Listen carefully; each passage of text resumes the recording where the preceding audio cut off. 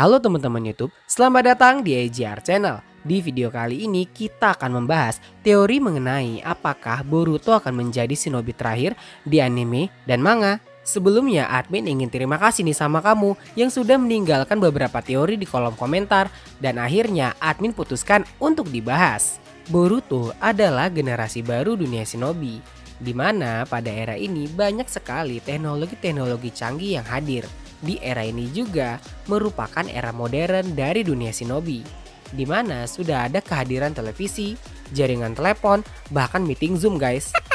Dilihat dari sisi teknologi sains ninja, banyak sekali alat-alat baru yang hadir untuk membantu shinobi sehingga mereka dipermudah dalam menggunakan jurus. Salah satunya adalah alat yang diciptakan oleh Denki. Denki mampu bergerak cepat tanpa harus menggunakan cakra dan membuat segel untuk menyerang lawannya.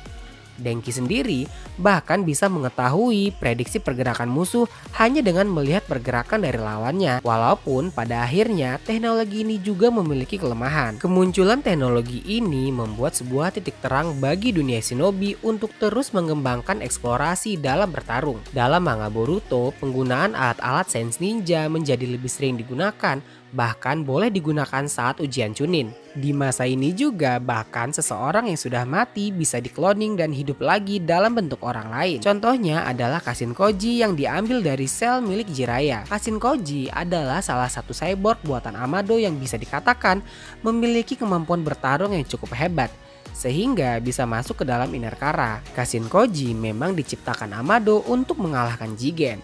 Makanya admin bingung nih sama jurus-jurusnya Kashin Koji. Kok mirip banget ya sama Jiraiya? Ternyata bener dong. Dia adalah hasil cloning dari Jiraiya. Entah bagaimana Amado mendapat pecahan sel dari Jiraiya ini. Yang pasti Amado sudah merencanakan ini bahkan saat Perang Dunia Ninja keempat. Masih banyak lagi cyborg-cyborg ciptaan Amado seperti Delta dan Boro.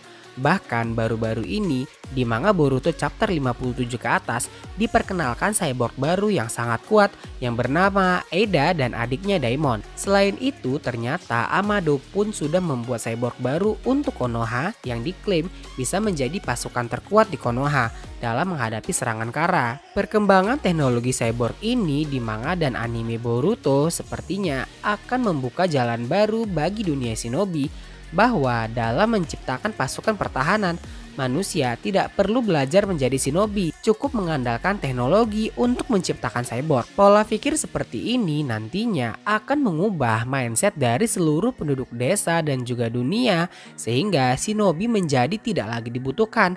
Kenapa? Karena proses yang cukup lama, sementara kebutuhan pertahanan desa sangat dibutuhkan dalam waktu dekat. Tetapi hal ini justru bertimbang balik dengan prinsip dalam diri Boruto.